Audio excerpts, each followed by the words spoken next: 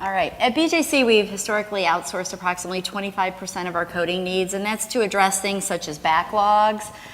Could be system conversions, moving to a new computer system, specialty roles, IVR coding. That's an area we felt we didn't have a specialty in and we chose to outsource in. And then just other things that happen. People have surgical leaves and things like that. You know, stuff happens that has caused us to outsource. And we were working with a number of vendors, about 7 to 9 vendors at any given time to address our various needs. And if you think about it, using a bunch of different vendors posed its own challenges. So those results for us were suboptimal, and we felt like we needed to do something different. Coder onboarding was a challenge using all the different vendors. Training, oversight of those vendors was really cumbersome and problematic and took a large part of my leadership's team time when they should be focusing on other things. So we wanted to really look at, improving that vendor management and looking at our quality improving instead of decreasing, and we didn't want the turnover to keep happening and decreases in productivity, so we felt we really needed to do something different and that there needed to be an approach that was going to help us manage our coding resources better so that we could actually get better results.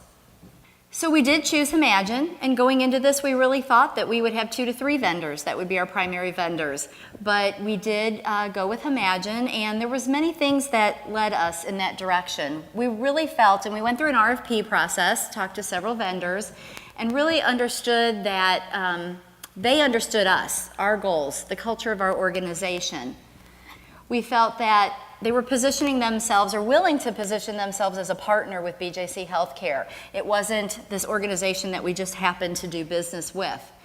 They had an infrastructure already around HIM, so this wasn't a company that had a few coders. They did, dabbled in coding, things like that. This organization actually understood HIM and had an organization around it. And we also felt that what they presented to us in terms of a quality assurance model was something that we would get benefit from. Additionally, there were committed resources and plans for development and education for their coders. So it wasn't also that they expected us to train their coders or that, they just hire coders and they work for us and that's what they do. They were able to demonstrate to us what they could offer in terms of continuing to grow their coders, look for their coders' weaknesses, improve in those areas. And again, put their skin in the game, saying, hey, we're a partner with you, and we have as much in this as you do, and we want this to be successful. So in doing this, when we made our selection, that whole onboarding process of bringing the himagine in, I call our dating period initially.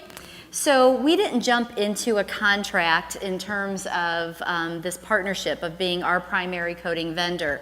We actually had them sign up for our contract management system that we had at BJC, and that was our dating period. Yeah, give us a few inpatient coders, give us a few outpatient. Let's see if we get along together, if we can make this work and see how it goes. And that was really, really good because during that time, I think it gave himagine the opportunity to learn us, learn what kind of coders we needed, learn about our business and our systems, our operations, but it also gave us a chance to say how responsive are they, what kind of coders are we getting, how do they respond if there is an issue. But we also had to do a lot of strategic planning around this whole relationship or partnership, and I feel that dating period helped us because even though there were things we knew we wanted to do and we knew we wanted out of this relationship, the dating period kind of helped us through that as well because we went, we didn't think about that, things like that. So it helped us to really determine our priorities and set our expectations. Additionally, what himagine does for us is provides a regional coding director and a coding manager to support our partnership. They also have supervisors and leads that support that.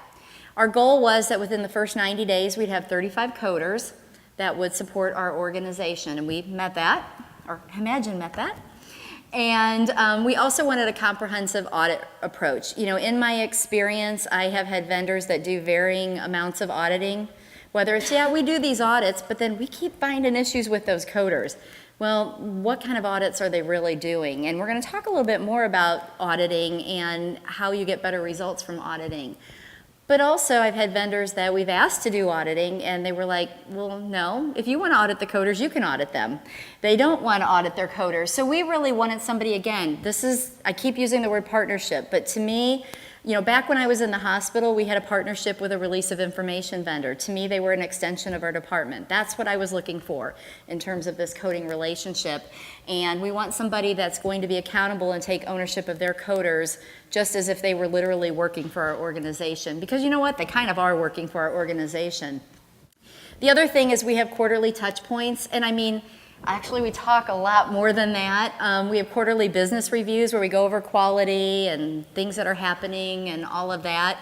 But, you know, my team, with my leadership team, along with the leadership team, the manager, supervisor that manage the account, they meet, we were meeting weekly, then we went to every other week, and now we're just moved as of last week to monthly because things are going so well that we now meet monthly, where they kind of deal with operational issues and not even really issues, it's a bad word, but just it's a good time. It's kind of like a leadership meeting. Get together and talk about things. How are things going? The coding manager participates in part of our coding leadership meeting that happens once a month. And then we're also starting something new where once a month there will be an outpatient quality review meeting and an inpatient quality review meeting where we discuss the quality of the contract coders, whether it be productivity, quality, what have you, just to discuss how everyone's doing.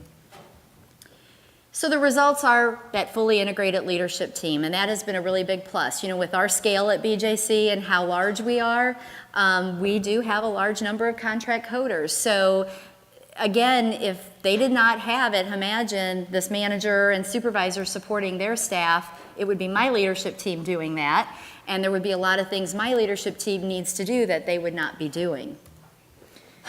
So right now we have a leadership team from himagine that's 5 FTEs managing 52 coders.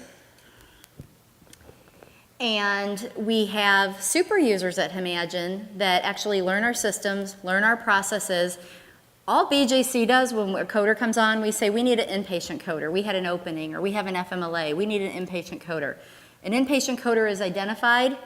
From there, BJC gets the information to get access, and then we're done. The company itself does all the onboarding of the coder, training them in the system, getting them on board, monitoring them, doing quality audits from the beginning. So it's really hands-off for my leadership team. And we've seen that from a contractor perspective, our quality and productivity has improved substantially. If you can imagine, back to having 7 to 9 vendors, them all doing different things. And when I talk about having super users and having super users try to train, we tried that with a couple of those vendors, but it just didn't work very well. And I think part of it was they didn't have that partnership. They didn't have that commitment. They'd hire a coder here and there to help us. And it really gave us a peace of mind. This is what we wanted in our organization. Again, we wanted an extension of our department. We did not want a bunch of companies that we work with and we get a few coders that help out. So what are some of the results? Accuracy. So as you will see, one of the things at BJC, we look at our coders as academic and community. And we have 2 large academic facilities, Barnes Jewish Hospital in St. Louis, which is about 1,200 beds, and St. Louis Children's Hospital. And then we have our community facilities. And so obviously at our academic facilities, you get a lot of the same in the community, but you get a lot of things you don't get in the community. You get some very complicated cases you don't see elsewhere, the experimental stuff, things like that. But so we do look at a difference in those coders, and we don't let just every community coder code academic. But you'll see the quality, and our goal is we want to be at a minimum of 95%, and you'll see that quality has been a really good thing for us with this relationship, and even post ICD-10.